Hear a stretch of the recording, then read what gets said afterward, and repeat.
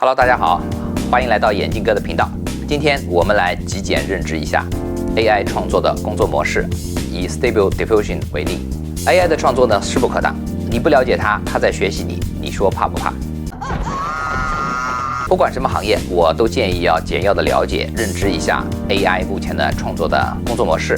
思考一下您的行业和您是否需要往下深究和操作。本期呢，我们尝试用极为简要的几步来分享认知 AI 创作的工作模式和操作逻辑。我们用代表性的软件 Stable Diffusion 来建立一个认知框架。以后如果您再去增加细节上的知识点，就非常容易了。软件变化很快的吧？很多经典的设计软件成熟确定之后呢，在以后的几十年里面，基本上都是按照原来的原理和操作逻辑去操作和进化的。比如设计行业的 AutoCAD、Photoshop、3D Max、Rhino 都是屹立20多年的软件。基本上它们诞生之后，到目前它们都是按照原来的原理去操作和进化的。我们这一期呢，也希望您对这一轮的 AI 创作的软件呢，可以搞懂10分钟，一懂几十年。我的天哪，这么神奇吗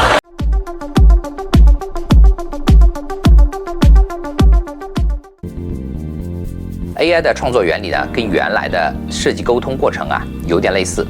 第一步呢是文字发散性的概念，或者根据草图、控制线生成第一轮的绘图。首先是用提示词，也可以叫做绘制任务的关键词。如果用纹身图的话，直接可以用文字的描述，让 AI 自由发挥，给您创造出一堆各不相同的设计。这个有点厉害耶。那么第二步呢，就是您可以去选出合适的，深化调整和比较。那么第三步呢，就是局部修整，在完善之后出大图。这个过程呢，我们有一个观点和大家分享，就是降维打击。这个过程其实是跳过了 3D 建模的现代设计方式，直接把 3D 理解成2D 思考结合在一起来去创作。某种程度上，这样的思考更像人类的创作过程。这个呢，我们下一期跟大家专门再来分析一下。下面我们来讲几步主要的操作和关键点。讲简单点啊。第一呢，就是选大模型，去 C 站下载。这个大模型指的是 AI 训练认知的主要模型。它以这个主模型的认知去理解我们想要画的图，先要告诉它我们想要画的是一个什么类型的东西，主要的风格是什么样。后续的成果绘制就是基于这些我们告诉它的不同领域的，而 AI 学习积累过的模型认知来输出的，类似于专业的分工。那么让我来举个例子，比如说你和养猪的说怎么种菜，你和种菜的说怎么养鸡，它完全不能明白和跟你继续沟通。再比如说做菜，你给红烧肉选择了一个做色拉的模型，那么 AI 就会按照色拉的做法，在生的肉上去撒上色拉的料就给到你了。虽然他做的很努力，可以一遍一遍的做，但是他始终做出来就是生肉上撒上色拉的红烧肉。你觉得这个是不是你想要的呢 ？OK， 我是不是说的特别明白呢？我们再从建筑设计的角度来看，会出现什么的情况？比如城市的鸟瞰、建筑立面和室内模型都是不同的。你看，我们如果用了一个立面的大模型去做鸟瞰图，那么 AI 还是会理解成为你想画一个立面。你看，如果我们这么做的话，这个图画出来惨不惨？第二，用 ControlNet， 它是主页面当中最重要的插件，它可以读取空间的信息，也可以叠加。也就是说，好几个 ControlNet 可以分别从不同的角度去读取你输入给它的空间草稿的模型。这个模型呢，可以是手绘的透视，也可以是模型输出的简单线条。AI 会把你给它的信息作为透视或者形体的控制线，或者前后景深关系的一个理解，或者形体的板块块面的一个分析。那么这个虽然说是一个插件，但是它的重要性非常的高。我个人评价来说，这就是 AI 创作和 3D 空间认知的一个接口。怎么操作？那么如何选择用不同的角度让 ControlNet 理解呢？那么就是要选择它的预处理器。这个预处理器呢，你也可以理解为 AI 对提供素材的不同的认知方式。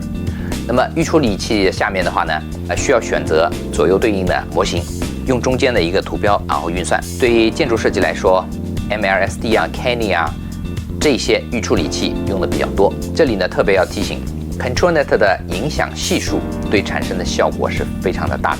一开始我们没有注意，那么出来的东西完全不是我们想要的东西，也跟原来大模型展示的图完全不一样。那么这个参数你一定要先调，很多的时候它会在0.5到1之间，您可以自己先测试一下，0.5以下也可以测试，1.0以上也可以测试。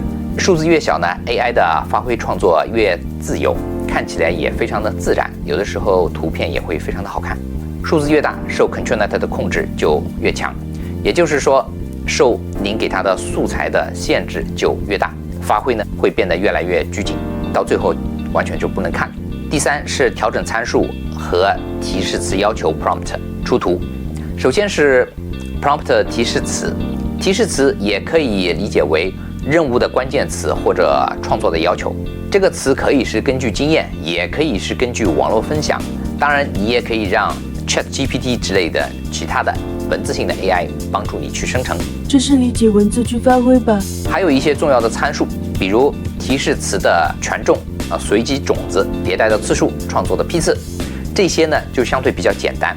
但凡您做过技术，想要操作，你实际用一下就明白了。第四的话呢，引入 LoRa 模型，这个呢去西站下载，它呢就像是我们之前大模型选好了主要的专业，然后在专业的内部再深化更细腻画风和 3D 的细节。我们还是以刚才做菜的例子来讲，我们之前已经选择了一个，比如说做鱼的大模型，那现在呢要考虑具体做成什么口味的，你要红烧的还是酸辣的还是麻辣的还是泰式的。LoRa 模型已经学习了各种调料的组合，您可以用它的经验直接做出你需要的口味。如果回到建筑设计的方面看呢，就是这建筑的具体风格，注意了，LoRa 呢是可以叠加使用的，你也可以尝试的把酸辣口味和麻辣口味混在一起，看看你是不是可以拉出新天地。注意 ，LoRa 的模型呢，有的时候在训练的时候，它会插入一些关键性的提示词，那么这些提示词你必须敲对了，它才能够触发 LoRa 模型的工作。这个呢，在网上有介绍，非常简单。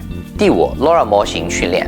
对专业的风格，如果你有很高的追求的话，那么网站上的模型不能满足你的要求，您就要自己去训练这个 LoRa， 用几十张图让 AI 去训练几十遍，这都您可以去定义。那说起来也不是很难，但是目前的具体操作的话呢，还是有一点点复杂。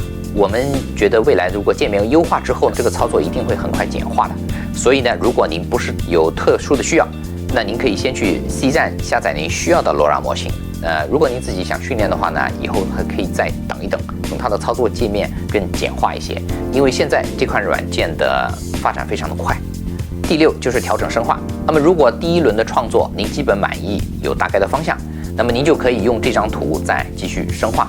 深化的时候还可以叠加更多的 ControlNet 和 LoRa 的模型，然后再去调整你的 prompt 提示词等等，需要大量的测试。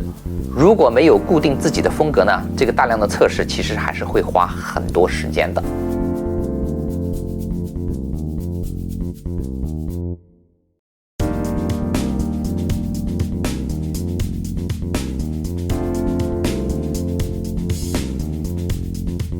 第七就是局部重绘，选择了您满意的深化图，那么您还可以对它的局部呢进行重绘。你把图放入重绘的界面，用类似于 Photoshop 当中蒙版的方式涂鸦出你需要重绘的区域，那么给出补充的提示词，你就可以完成局部的重绘替换。满意之后呢，您就可以考虑输出打图了。以上就是 Stable Diffusion 的主要工作模式，也捎带了我们的一些测试当中遇到的一些关键点。确实有个框架的了解。目前 Stable Diffusion 它是一个开源的软件，插件接口也非常的多。那么这一类绘图创作的软件呢，本身占据了 AI 的板块就很大，相信它未来的发展空间和市场占有率都会很大。我们建议不管行业内外，您都可以简单的了解一下。如果您需要实操，还可以再去看一些 UP 主分享的一些具体的操作视频，补充一些其他的参数和勾选项。如果您有这么一个基本的认知和操作的概念的话，再去实操一下会非常的简单，相信你马上就可以变成 AI 创作的大师。为何你一学就会？谢谢大家，这一期就分享到这里。喜欢的话，请点赞、订阅、加分享。